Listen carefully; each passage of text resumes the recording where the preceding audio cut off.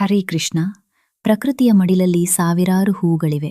ಆದರೆ ಅರಳುವ ಮುನ್ನವೇ ಪ್ರಪಂಚದಾದ್ಯಂತ ಕುತೂಹಲ ಮೂಡಿಸುವ ಹೂವು ಅಂದ್ರೆ ಅದು ಬ್ರಹ್ಮಕಮಲ.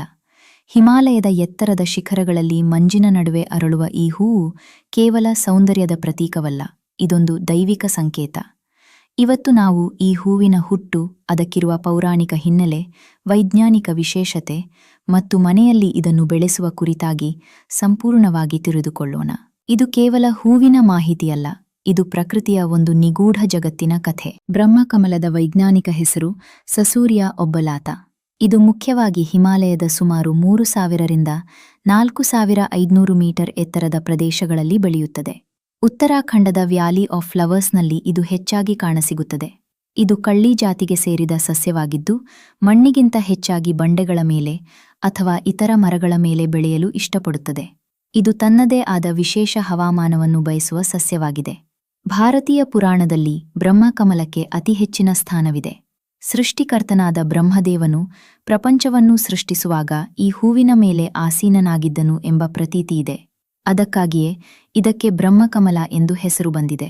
ಹಿಮಾಲಯದ ಪ್ರದೇಶಗಳಲ್ಲಿ ಈ ಹೂವನ್ನು ನಂದಾದೇವಿಯ ಪವಿತ್ರ ಹೂವೆಂದು ಪೂಜಿಸಲಾಗುತ್ತದೆ. ವಿಶೇಷವಾಗಿ ಧಾರ್ಮಿಕ ಜಾತ್ರೆಗಳಲ್ಲಿ ಈ ಹೂವನ್ನು ತಂದು ದೇವರಿಗೆ ಅರ್ಪಿಸುವುದು ಒಂದು ದೊಡ್ಡ ಗೌರವದ ಕಾರ್ಯವಾಗಿದೆ. ಇದರ ಅರಳುವಿಕೆಯನ್ನು ನೋಡುವುದೇ ಒಂದು ಯೋಗ. ಇದು ವರ್ಷಕ್ಕೆ ಕೇವಲ ಒಂದೇ ಒಂದು ರಾತ್ರಿ ಅರಳುತ್ತದೆ. ಸಂಜೆ 8 ಗಂಟೆಯ ಸುಮಾರಿಗೆ ಮೊಗ್ಗು ಅರಳಲು ಪ್ರಾರಂಭಿಸಿದರೆ ಮಧ್ಯರಾತ್ರಿಯ ಹೊತ್ತಿಗೆ ಇದು ಪೂರ್ತಿಯಾಗಿ ಅರಳುತ್ತದೆ. ಆ ಸಮಯದಲ್ಲಿ ಇದು ಬೀರುವ ಸುವಾಸನೆ ಇಡೀ ಪರಿಸರವನ್ನೇ ಆವರಿಸುತ್ತದೆ.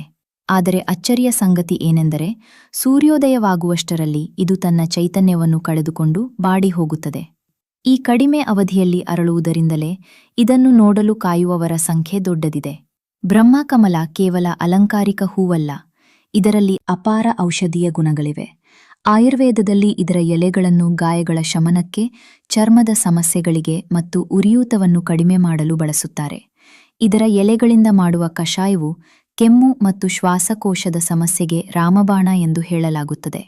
ಆಧ್ಯಾತ್ಮಿಕವಾಗಿ ಹೇಳುವುದಾದರೆ, ಮನೆಯಲ್ಲಿ ಬ್ರಹ್ಮಕಮಲ ಅರಳಿದರೆ ಅದು ಮನೆಯಲ್ಲಿರುವ ನಕಾರಾತ್ಮಕ ಶಕ್ತಿಯನ್ನು ತೆಗೆದುಹಾಕಿ ಧನಾತ್ಮಕತೆಯನ್ನು ತುಂಬುತ್ತದೆ ಎಂದು ನಂಬಲಾಗಿದೆ. ಹೀಗೆ ಪ್ರಕೃತಿಯ ಪ್ರತಿಯೊಂದು ಸೃಷ್ಟಿಯಲ್ಲೂ ಒಂದು ಅರ್ಥವಿದೆ. ಬ್ರಹ್ಮಕಮಲ ನಮಗೆ ಜೀವನದ ಸತ್ಯವನ್ನೂ ತಿಳಿಸಿಕೊಡುತ್ತದೆ. ನಮಗೆ ಸಿಗುವ ಸಮಯ ಬಹಳ ಕಡಿಮೆ. ಆ ಸಮಯದಲ್ಲಿ ನಾವು ಎಷ್ಟು ಸುಂದರವಾಗಿ ಮತ್ತು ಪರಿಮಳಯುಕ್ತವಾಗಿ ಬದುಕುತ್ತೇವೆ ಅನ್ನೋದು ಮುಖ್ಯ. ನಿಮ್ಮ ಮನೆಯಲ್ಲಿ ಅಥವಾ ನಿಮ್ಮ ಸುತ್ತಮುತ್ತ ಬ್ರಹ್ಮಕಮಲ ಅರಳಿದರೆ ಅದನ್ನೊಮ್ಮೆ ಕಣ್ಣು ತುಂಬಿಕೊಳ್ಳಿ. ಹಾಗೆ ಒಂದು ಮನೆಯಲ್ಲಿ 3 ಹೂಗಳು ಒಂದೇ ದಿನ ಒಂದೇ ಸಮಯದಲ್ಲಿ ಅರಳಿದರೆ ಅದು ಬ್ರಹ್ಮ, ವಿಷ್ಣು, ಮಹೇಶ್ವರರನ್ನು ಪ್ರತಿನಿಧಿಸುತ್ತದೆ. ಆ ಮನೆಗೆ ತ್ರಿಮೂರ್ತಿಗಳ ಆಶೀರ್ವಾದವೂ ಲಭಿಸುತ್ತದೆ.